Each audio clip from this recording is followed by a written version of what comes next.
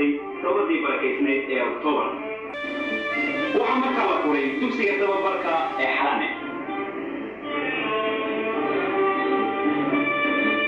waa niman u jabsan oo loogu talagalay inay food saareeyaan waxba wixii dhibaato ah ee ku yimaada. naftooduna wuxuu yahay daryeelidda ummadda, dhismaha dalka, hodannimada dhaqaalaha, ciribtirka cadowga ka gudaha iyo ka dibaddaba, iyo sidii Soomaaliya looga dhigi lahaa meel ay u aayaan ubadka dambe ee dhalan doona oo aan loogu cudud sheegin.